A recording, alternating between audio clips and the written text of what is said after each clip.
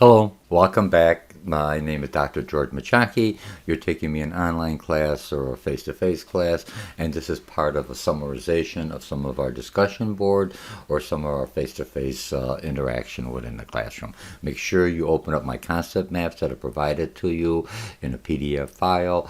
Also read the author's materials, look at his and hers PowerPoint slides, everything else that's provided with software for the course that you signed up with me for. Okay, so let's get a real quick overview.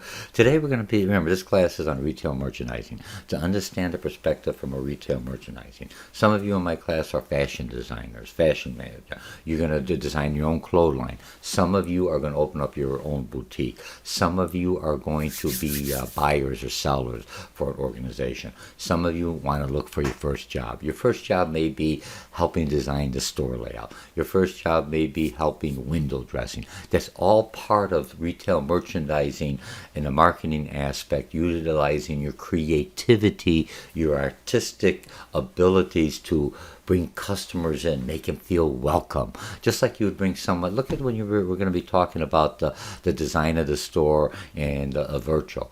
Think about when you bring someone over to your home, your apartment, your dwelling, wherever. You know what I mean? You're looking at it, the first impression I come in, I could kind of see how this home is. Is it real messy? Is it clean?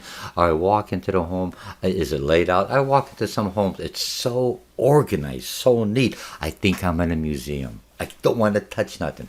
I walk in another home, it's still clean, everything else, but it's relaxing, inviting. I could feel relaxed. I could feel comfortable. Now, on the store, is that what you want to do? What you're going to find out, you're going to see Sam's and Costco's and everything else. They have the warehouse thing. So it's set up differently, the way they designed it. Then you have the dollar store that has chaos. It's like a hunt and seek. People like it because there's no order. You have your food here. You have your food here. You have your... It's all over the place. It's like a hunt and seek. So everything else. And then you have your smaller boutique. They're very small, very designed, very inviting. And what's the first thing that the customer sees? What's the first thing they see when they come into your house?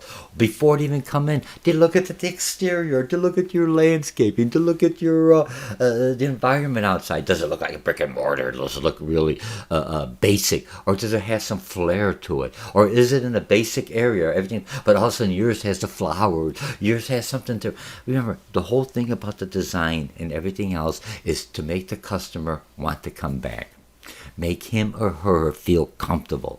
Make the shopper, whether it's an online store you have, when I come on online, I could be a small business working out of my room, but no one knows it because I've got the nice design. Look, I got the green screen. I just kept it blank. I didn't feel like cleaning up my office today, so I pull it down. Now I could put a picture back there or something else in here, but now is that distracting you or is that making you more comfortable? All right, so let's talk about this. Always make sure you look at the key slides. We've got our concept maps, print them out. Now I've got my discussion board. I just put that on. Remember, the work you do in my class, I do not like busy work. I want you to start thinking. I'm not going to open up a store, Dr. George. I don't care, but you're going to be interacting with business or retail. You have to understand how he or she's thinking, or the corporation is thinking. But what you have to understand is that you have to start utilizing some of these key terms and concepts. And I think these last two chapters for my discussion are very interesting. All right? Okay, so now, what are we going to learn today? Here, real quickly, and I'm not going to go, we'll go into it. We're going to, how to implement the retail strategy, store design elements. How do you design the store? Virtual merchandising. How do I get things in before I don't even touch it? Remember, that's another thing, the website, virtual merchandising, and that could be displays that are on there. There could be, some of you may have like a food truck. You have a display, something going on there to catch your attention. Remember, there's so much stimuli out there. You already sent the message. You sent that through your advertising, through your integrated marketing that we talked about, your theme that you sent out. Now they're coming into your store. They're coming into your site, your virtual site. What's going to make them come back?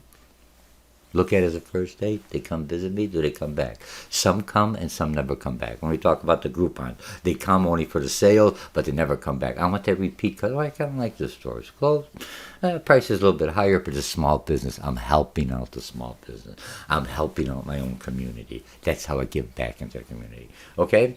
And then space management. Every square foot has a dollar sign. Dr. George, you're always talking about money. That's the whole business. If I don't make any money, I'm out of business. If I make money, then that makes my life easier. I can hire more people. I stimulate the economy. That's an intro to business you have, okay? And then what's appealing? Now, this one here is creating an appealing atmosphere. So I'm going to go real quickly. So discussion first, what are you going to learn? Okay, now if I look at the strategy, the whole thing you want to do is build loyalty. Now, if I look at these benefits here, is utilitarian benefit is I'm going to the store because I have a need. And the example I think that the author uses, I've got a suit, I need a suit, so I'm going to the store. That's basic my thing. I'm going to the store, I'm looking at it, I don't want to go shop anywhere else. Now look, when you're looking at men and women shoppers, I'm just generalizing, I'm not sterilizing. Don't get after me, okay? Men and women shoppers. Men were like, for lack of better words, hunters. You know, I always get in trouble. All right, you're out there seeking. You want to find something. You're a gamer. You want to win. I'm looking for that treasure, that thing. So I have a mission. I have a goal, and I'm focusing. I'm not saying all. I'm just generalizing. Remember, in marketing, you got to generalize. I'm not stereotyping. Stereotyping mean all men like that, and that's not true. Okay, so you have a goal going in there. So your shopping is more very specific, task oriented. Now, this other benefit that had like a benefit is basically shopping for pleasure. Ladies, you go shopping. I got a mission, and some men, you go out there, especially now COVID, just to get the heck out of the house. I'm going for pleasure, bring my family out. It's something I buy something, so I'm going to a store not only to attach to get something, but I always want to be entertained. And now a lot of stores, especially the larger malls, how do I bring them in there? Not just one store in entertainment, the whole mall has to be complementing each other. So if I go there, it's a family outing. Not only am I, it's almost like if you're going to like a trade show or something else, or a carnival. What do you have? You have all the rides to entertain you, but there's people selling you stuff here, buy this stuff. And that's part of marketing. So now you have to bring that onto a different scale to bring people back. COVID-19 stifled growth within the business in it. Like it or not, I don't really care. I don't care what it was. That's what it did. It just the external environment is stifled. How do I bring them back into and enjoy and in a safe environment? Okay, I could say, hey, we got ultraviolet lights, we got purification, everything else to help people comfort to come back in. Okay, now increase sales. So my thing is now I got them through the ads, my public thing. How I'm going to increase sales? How am I going to control the cost increases profit? Remember, you have to plant seeds. It's like a farmer planting seeds to get something. I have to advertise. I have to give something away. I have to give some kind of a promotion to get people in.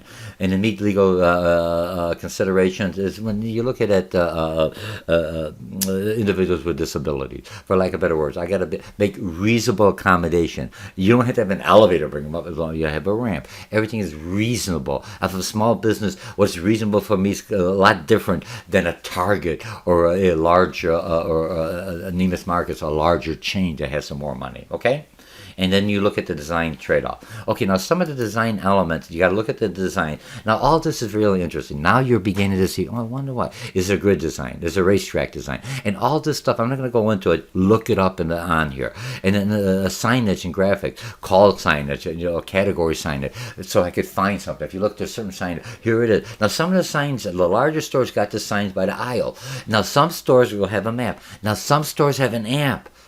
I'm in Target. I'm at this Target here. Click. Where the hell is this at? Beam. Aisle 556. And it just tells me what aisle. So I got to look at some of the new modern apps that you're going to find out. Basically, will tell me take a right, take a left because I'm in the store. I got a GPS in there. Okay.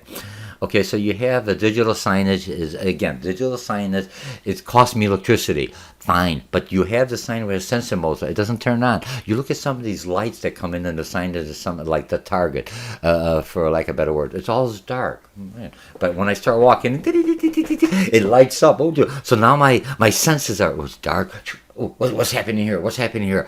It has two purposes. It saves electricity, but it also stimulates my eyesight because it's a flash here, and it's slowly going out there. Okay. All right, so we have that feature area, freestanding signs, end caps, what you have at the end, mannequins, what they basically says have some kind of a theme. Guys, we don't know what to wear, so you dress them up. I want that, and you have the clothes all aligned. Ladies, you have a little different. Remember, I'm generalizing. Don't come and say, Dr. George, he's very sexist. I have to have some kind of a measure. Whether you like it or not, there's a certain type of buying habit for different types of sites. Now you have transgenders, you have different. So now I have to figure out their buying habit. There's nothing wrong with that. I'm a business person. I don't care what you believe in. I don't care what you dress in. I don't care what the heck you do. As long as you buy my product. Remember, a business person, a true business entrepreneur, has no prejudice. We have our own basic requirements that we feel is important to us. My own morals, my own values, my own, what I think is I'm comfortable with. Remember? That's it. Now, some stores I shop with because they reflect those values. That's not a problem because that's the niche market that store is going, that business. Other stores are looking at it different. They may be looking at different gender types. They may be looking at a different kind of personality type. That's fine. I'm a business person. I don't care what it is as long as you have cash, Visa, MasterCard, or Bitcoin, depending on how that goes. Do you see where I'm coming from? I'm not trying to be, remember, we all have our own prejudice. I don't care who you are. Everyone's got some kind of prejudice. I don't like that religion because of this. And it's a prejudice even within certain demographics. But that's fine. There's nothing wrong with that. As a business owner, these are the customers in my target area. I have to adjust my business message to them. A lot of large corporations will adjust messages to different segments. Right now, in this area here in the Chicagoland area, it's very gun control. You don't see any kind of guns with Walmart or anything. You go down further down south, where they do hunting. And guns is a natural phenomenon for them. Like it or not, they do hunting as part of their whole lifestyle. Walmart still sells guns there. Walmart does advertise specifically for that area. Nothing wrong with that. And I could be wrong, but they do that. You know what I mean? Because it brings people in. Once they bring in, they may get a look at this, but then they're buying other stuff. Okay? All right, so we got that. End caps at the end, walls, dressing rooms, how they come in, and cash wraps. All right, so those are the ones. I'm trying to get in this.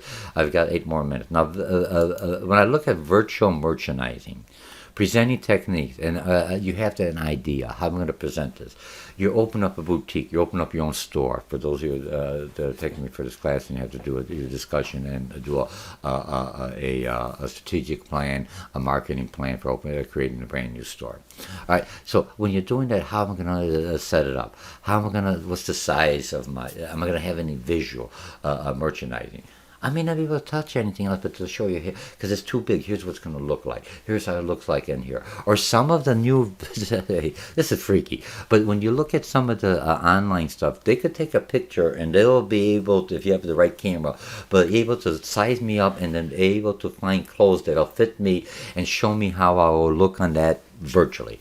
Because that's the biggest thing with clothes. Will it fit me? Measure them. Or you go to the main store and they'll zoom, scan you in and scan you out, and now you have it unless you put on some weight, give or take. You can say, increase the bust or the gut a little bit. Technology. There's more out there that is utilized if you want to spend the money on that. Everything is about cash. You're starting out small, so you're looking at your color, you're looking at your price lining, your vertical, how you're going to put show your merchandise it, or just throw it on. Even Sam's, when you look at the merchandise, they got everything else on there. It's a chaos. Some people like that. Some people, it's messed up. They have a personal. People see a mess, they don't even look at it. Now they have it stacked up for certain things that are higher end, that people, it makes it easier for them. It makes it easier for a shopper. So I'm a warehouse, but I'm kind of adjusting. So they're trying to do like a flea market warehouse, but they have to adjust because the customer liking and what they like. It's all about money, and it's about how do I present the material where customers will actually shop and buy it. Okay. All right, so we've got that virtualizing color, kind of color line. Okay, now the next one you're looking at space management. When I'm looking at space management, you have to utilize your space adequately. Remember, you have to have wide enough aisles for people for accommodations. You also have wide enough aisles for people who have kids or anything else. You have to have wide enough aisles so people could come around. I teach another class. Walmart's making all the aisles wider. Why? They're losing space, but they found out that the aisles are narrower. What happens through all the statistics and all the cameras, everything they have, is that when I come in there, I see somebody's in there, I can't go around there, I don't shop in that aisle. If I could have the aisle a little bit wider, I could come around there, I could look at it. Not too long, because then they think you're trying to steal, but I could look at it, I could find stuff in there, and other people could come around me. The flow is still going. Remember, with cameras and digital, they could see the flow of the stores. And then, there's one in here where they're looking at heat sensor, I think, grocery stores. When you open up the freezer, what do you touch? And look at the label and put it back. And it has a heat sensor. So now they know all these different products are in this area because the computer puts it all in there, and I touch this area. Some of the products now have the RF and the radio frequency RFID chips in there. So now not only do I know what I'm touching, I could just take this person here, scan it, and see with the heat that he or she's touching this item. So this item should be either closer or, but they put it back. Why are they putting it back? That's the question. Is it the price right? I play around the price. You see, so now you have, like an artificial intelligence looking, scanning, and saying, this is what you think you should do. And it gives you some kind of a model for you to try out. Okay, so you have that. Okay, different racks, four-way racks. Okay, so you're trying. When I look at location of merchandise, I've got all the. There's a lot on here. Forgot. Strike location, impulse buying, demand promotional merchandise, special merchandise. Where do you put it? Now, if you're a buyer or a seller, when I'm coming to a retailer, I'm going to say I'm going to put the sign up. They go, oh shit, look how big that sign. But it'll generate so much. If not, I'll guarantee you that. Okay, something's got to stimulate that person to give up that footage. That square footage, because it's costing him or her, for the business owner, whether it's the individual owners, smaller owners, they already know what's going to go in there. They know that's not going to sell. Get the heck out of here. I'll give it a try. Put it over here. Try it for a week. See how people like it. You have to have something, okay? Category, adjacency, what's next to each other, location, merchandise within a category, planograms, visit virtual store, and it's just set up. I mean, look at it. I'm not going to tell you because I want you to look up at something. Dr. George tells me everything. No, Dr. George is refreshing you what you should have. Grocery slides, how they're set up, and here's where they have the racks and the heat. And a lot of grocery stores. A lot of people do go in there, and it has a lot of different categories that they have to do. Okay, now creating that appealing. Now if I'm looking at this last one, here's your creative thing. Here's what makes me feel good. Elevator music, boy. Sometimes elevator music has subliminal messages. Please buy this, I'm hungry. Popcorn. All of a sudden, I got thirsty. Do subliminal messages work? Some people say, that's about the BS. Other people say yes. Other people say that's unethical because you're planting messages without me knowing it. Because you remember, your brain is taking all this in. People who are under hypnosis, and they could see things. You're recording. You're a big computer. You're like a program. I'm recording everything. But I'm only, out of that recording, I'm only pulling out stuff that I think is vital for the information I need now. There's more information in there. That's why the subconscious sometimes, don't touch this, because it's recording it. It's just hot. You don't have to do it. So you do sometimes an autopilot. You're breathing and everything else. But other stuff may be kind of already something to stimulate. That's all marketing. What's going to stimulate? I had a good taste before. All of a sudden I see a McDonald's, or I see an ice cream cone, or I see something. I'm trying to, my mind says, I remember this. It doesn't taste the same. Some change. And until I find it. So that's all working with you. So you're creating the atmosphere. Relaxed atmosphere, lighting, color, music, scent, taste. Look, I'm not trying to say to go to bars or anything else, but if you go to some of the bars, a lot of the bars, they have live entertainment, music real fast, and then they have the restaurant area. calmer music. They want you to enjoy, eat more, drink more wine, especially the high end. They want to rush you off. Other stuff, they'll have it like a faster, so you eat faster. All that's set up on your psychic, your brain. They're controlling you without you even knowing it. Welcome to retail merchandise. Mine is not to do anything illegal. Mine is to make you feel comfortable so you want to buy my product. Try my product. Come back to my apartment. Come back to my store. Come back to my home. Remember, I'm telling them, why do people visit other people than others? If I go to the house, it's all messy. I don't want to touch nothing. I'm kind of busy today. You go to a house, they always have nice refreshments. Music's nice there. I feel relaxed. I could use the pool. I could do whatever. I don't mind visiting them. I mean, they're not no pressure. It's right. Or I got another thing. I don't want to break nothing. So does that kind of make sense? So look at your own thing now when you're looking at stores and you're going out there looking at stores. See how they design. Remember the whole thing. Let me do. I'm already at 20 minutes. Let me stop this here. Expand a little bit. Okay. The whole thing that you want to do out of this is make your store comfortable and relaxing to the audience you're trying to attract. If you're going for Generation Z or Generation Y or the younger generation, that's what they basically fall on. Anything over 18 still got money. And some people here even younger than that because they figure they may not have money, but they always ask their parents and they feel guilty and they buy stuff for them. Marketing. How do you make your parents feel guilty to buy stuff you take? Say, hey, Johnny needs this, Susie needs this, Jackie needs this, whatever. Okay. So you want to make your store design. Use your creativity on there. Use your space. Use your virtual things. Remember, think of everything else to bring people in to buy your product and make it comfortable. And make sure it's always. And move your store around. Like you move your furniture around. Don't get stagnant. Because as your customers get stagnant, remember you got a lot of cameras now watching. All that gives me information, not only for security reason, but how the flow goes. You look at some of the diagrams, they already know how to flow. That's where it's going. What's the center thing when people go in? Most people go into like Walmart, Target, is the drugstore. Not the drugs, the beauty section, toothpaste, all that other stuff, personal hygiene, for lack of a better word, because we all need that once in a while. So that's the center. Everything else is around there. So they got to go to the center, but it depends how to go. And your other stuff, if you look at your furniture, you look at your beds and towels, you don't only buy them that often. So that's all the way in the back. You have to make that journey. That's the task one. The other one's entertainment. And a lot of Walmart and Target are changing the store so it's more entertainment. You see the whole fixture, the mannequins, the whole mannequin things, the whole scenario. Here's how my office would look like. Here's how your home would look like if you have this. All right. So again, I'm Dr. George Mochocki. Thanks a lot. Read the stuff. You're doing good. Keep it up. We have, I think, one more chapter, but this is these are very interesting, and work on the discussion more. Bye. Okay, I'm at 22 minutes. I apologize, but I enjoy this stuff. It's really interesting.